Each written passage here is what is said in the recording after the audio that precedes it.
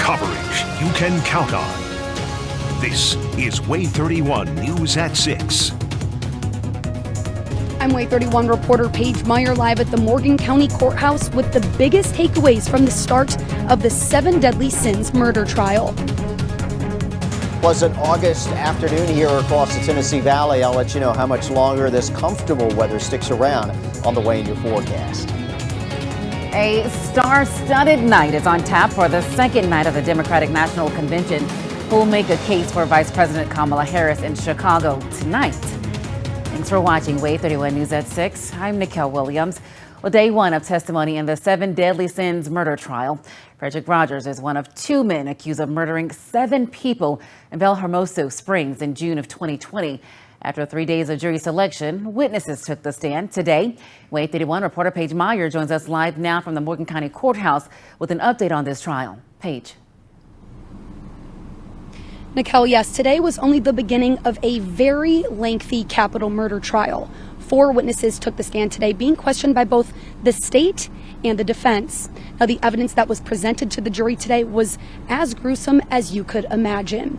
The state played body camera footage from June 4th that showed several of the deceased victims and partial fires in the home. The state also presented crime scene photos taken by an investigator who took the stand. The gruesome photos showed several shell casings around each of the victims inside the home in Belhermoso Springs. There was also evidence of the burn marks on many of the victims.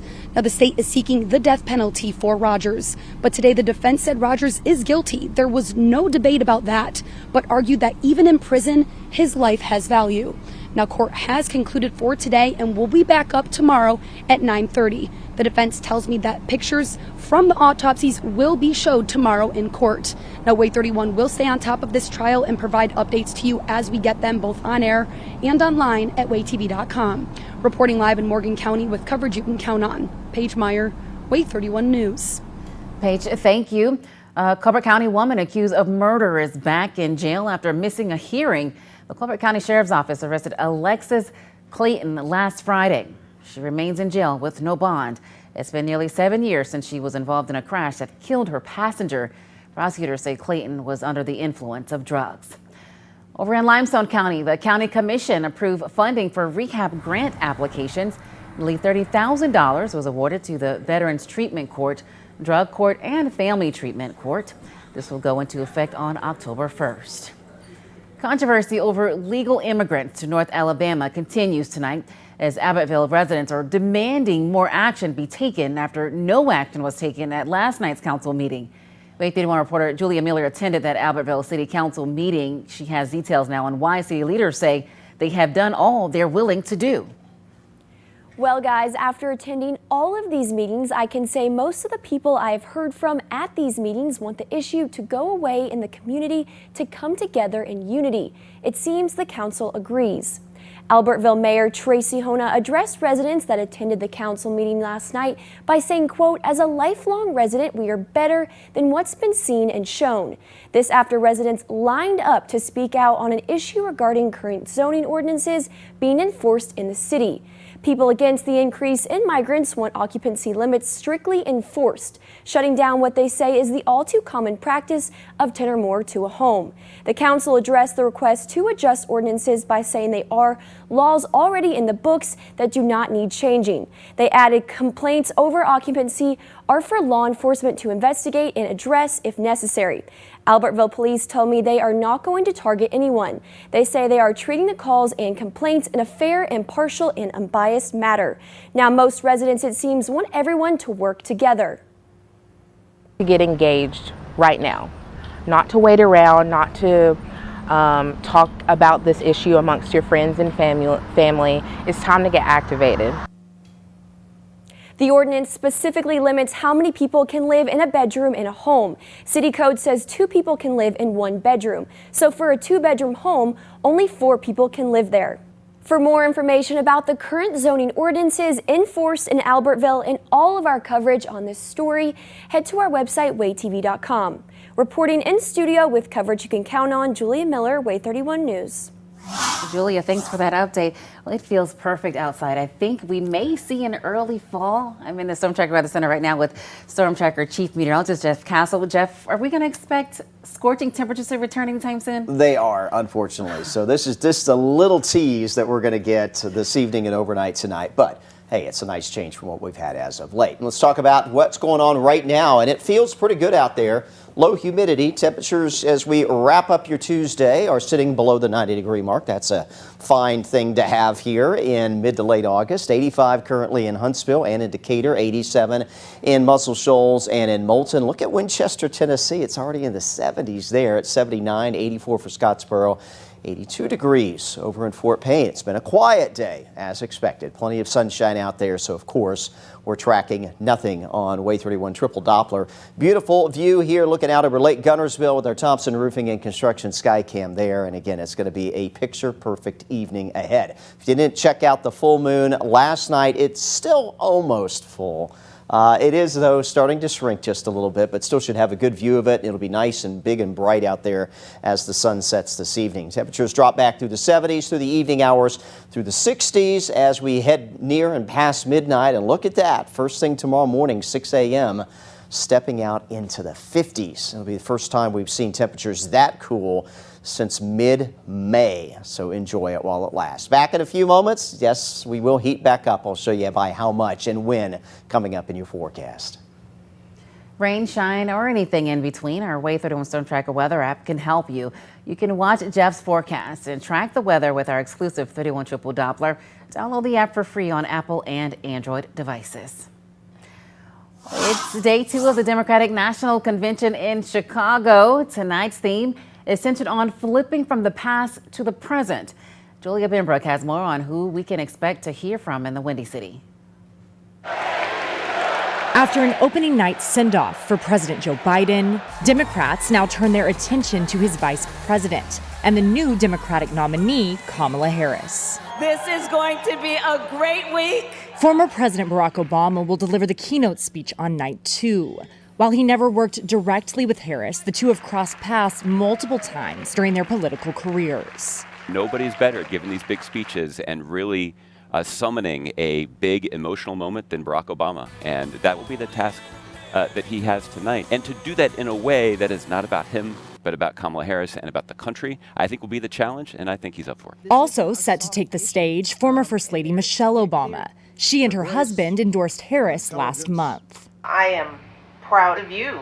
This is going to be historic. Second Gentleman Doug Imhoff is expected to add a personal touch to the festivities as a featured speaker. Doug Imhoff will show America the Kamala Harris only he knows. Delegates are participating in a ceremonial roll call Tuesday, starting with Biden's home state of Delaware and ending with California, where Harris is from. It's a purely symbolic moment since Harris already became the official nominee during a virtual vote. Reporting in Chicago, I'm Julia Benbrook. You don't have to change the channel to watch coverage of the DNC. You can watch it right here on WAAY-31 at 9 p.m. Former President Donald Trump's pick for vice president, Senator J.D. Vance, spoke in Wisconsin this afternoon. The Ohio senator says he basically lives in Wisconsin. Vance also talked about a theory he has about why the Democratic National Convention is in Chicago. My little theory about why they decided to have the convention in Chicago is, Tim Walz has been going around saying that he served in war, and maybe they did it in Chicago so that he could actually accurately say that he visited a combat zone. Former President Trump also spoke in Michigan today. He attacked Harris, saying if she was in charge, police officers wouldn't have jobs. New at 6, take a good look at your screen here. Seniors in Morgan County enjoyed a trip to the Cook Museum of Natural Sciences in Decatur Friday. It looks like they had a wonderful time. These seniors are from the Eva and Somerville Senior Centers. Possible good news on Hurricane Ernesto. The National Hurricane Center is sharing their latest update. And we've been dry so far this week. We might see a shower before the week is out. I'll have an update on that and when rain chances will pick back up again coming up in your forecast. Coverage you can count on. This is WAAY-31 News at 6 with Nikel Williams, Chief Meteorologist Jeff Castle, and Sports with Max Cohen.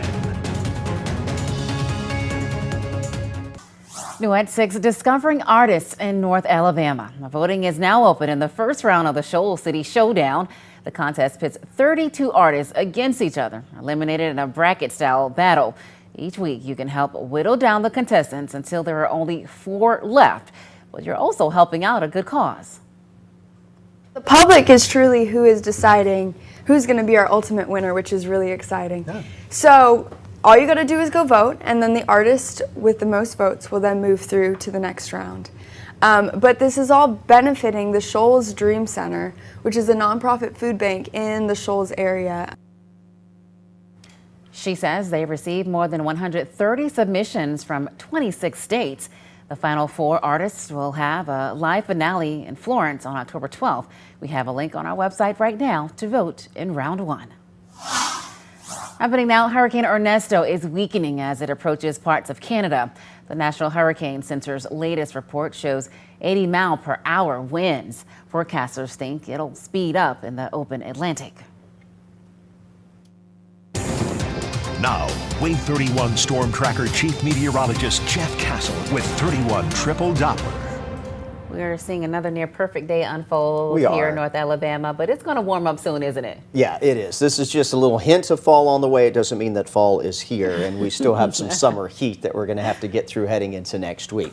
It does remain, though, a quiet stretch of weather. We've shut down the rain chances, and they're not likely to come back in any significant way, shape, or form here for the next several days. There's a little blip there Thursday.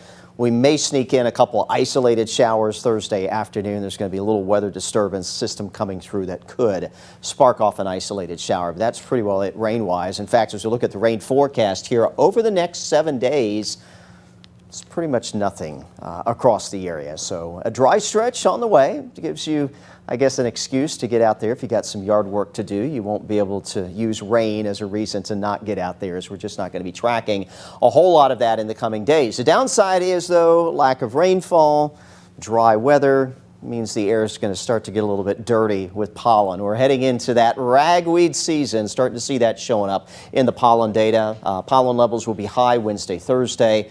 Perhaps very high heading on into the weekend. So if you're an allergy sufferer and you have problems this time of year, you're probably already noticing a little scratchy throat, maybe a little sinus pain, and it's likely due to the fact that the ragweed is starting to blossom here across the Tennessee Valley. And of course, that's something we will deal with here in the coming weeks. Quiet, WAAY-31 Triple Doppler, no rain out there. In fact, hardly any cloud cover today. We'll stay mostly clear here for another few hours.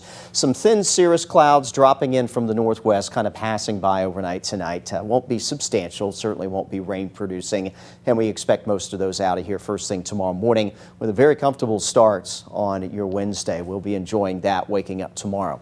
Lunchtime tomorrow, most of us mostly sunny, maybe a little bit of patchy cloud cover here along the Alabama-Georgia border. That'll be about it. Otherwise, tomorrow afternoon should be another mostly sunny and dry day. All right, now let's talk about Thursday. This is when we'll get a little change out there. The first of which will be some cloud cover waking up Thursday morning, 6 a.m. This will be a little moisture kind of pivoting through the area in the lower to mid atmosphere, and that could help to support an isolated rain chance. Future radar suggesting that, breaking out just a handful of showers across parts of mostly northwestern Alabama. So I won't rule that out. We've got that low rain chance in there to kind of cover that.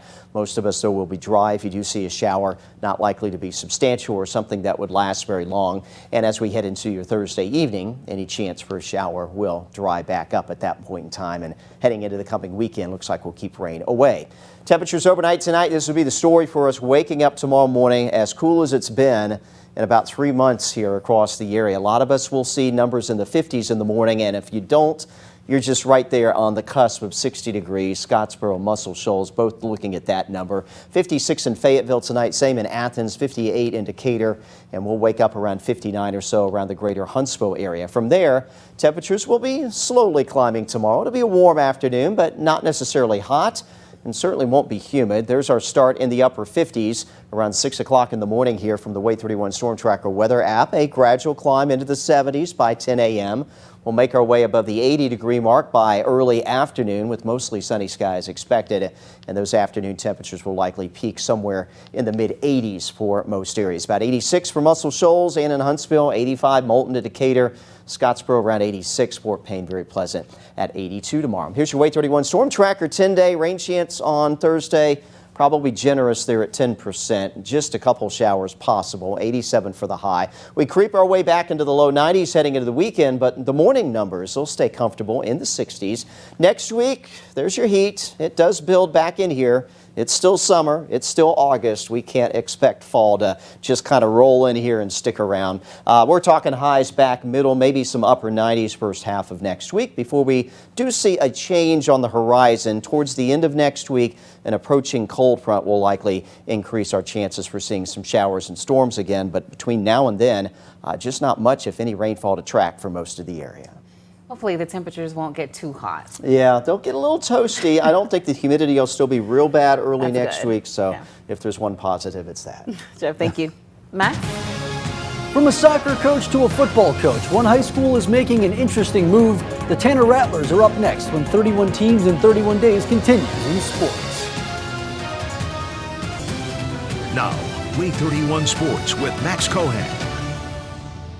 Every now and then, a school will get creative when hiring a head football coach. Generally, their candidates are assistant coaches or guys that served as head coaches at another school. But that's not what one Limestone County school did. Instead, they hired their soccer coach. Tonight, we continue 31 teams in 31 days with the Tanner Rattlers.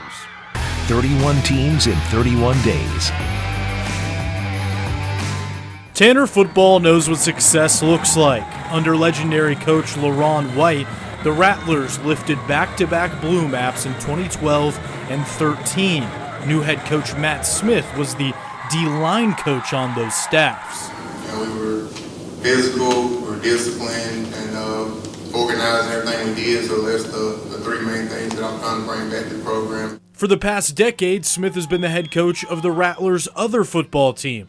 In 2023, he led Tanner boys soccer to a state championship. He aims to bring those same winning values from the pitch to the gridiron. We're going to be competitive in everything we do. We're going to be fighters. We're going to do everything to win the game. We're going to lay it out on the line. Tanner went 8-4 last year and made it to the second round of the playoffs, but it won't be easy to get right back to that point. The guys that were on that team last year, the majority of them graduated. They had 15 seniors last year, 14, 15 seniors. So this is going to be a whole new team. We got new leaders. We got spots for people to step up and become a leader. Trusting each other like brothers in the team, like we should. And I feel like we have a lot of passion and a lot of young kids that have been growing up with each other, that we have that trust and work ethic to keep each other accountable for this season. From goals to field goals, Smith will try to lead another Tanner team to the mountaintop. With coverage you can count on, I'm Trevor Denton, WAAY-31 Sports. And believe it or not, only one day remains in our countdown to kickoff, and who better to cap things off with than the only team from North Alabama to win a blue map last year and the year before, the Fife Red Devils. You can catch the end of 31 teams in 31 days right here tomorrow at 6. And football season hasn't even started yet, but we are already talking about college basketball. Today, schedules dropped for SEC teams, and it's safe to say one of the most hyped up teams entering this season is Alabama. Fresh off a Final Four run and loaded with talent, the Tide have a busy schedule. Let's jump right into it. Here's a look at some of those important dates. The Tide will begin their season against UNC Asheville on November 4th, and then that'll be a busy month for them, as they'll also play Purdue on the road and then Houston in the Players Era Festival in Las Vegas. And of course, then in conference play, it's the Iron Bowl of basketball. The Tide will host the Tigers on February 15th and then travel to the Plains to wrap up conference play on March 8th. And of course, last year's SEC tournament champions, the Auburn Tigers, also put out their schedule today. The team had an impressive season last year, but fell to Yale in the first round of the NCAA tournament. The Tigers won't have it easy either, starting their season against Houston in Texas on November 9th. Then a big meeting for us in North Alabama as the Lions and Tigers will meet on the Plains on November 18th. Then the Tigers move on to a busy December with highly anticipated matchups against Duke and Purdue. And then, of course, in the SEC, they travel to Alabama before hosting the Tide to wrap up the SEC slate on March 8th. So we've been previewing football for a month. All of a sudden, it's time to talk about basketball. We haven't even had a single snap yet. Just the way it goes. I know. Yeah, it all just rolls together quickly, doesn't it? It's insane. Yeah. We are looking forward to a comfortable night ahead. Enjoy it the next 12 to 24 hours, as cool as it's going to be here probably in the month of August. You do see we heat back up by the weekend, returning to highs in the low 90s next week. A little toasty again, middle to maybe some upper 90s Monday, Tuesday, and Wednesday before we see another change in the weather late next week, probably as we close out August, get ready to head into September. That'll be our next cold front and our next best chance for rain. But enjoy that 59 tonight, the coolest night we've had in about 3 months. That's great, Jeff. Thank you. That's all the time we have for now. We'll meet you right back here tonight after our DNC coverage.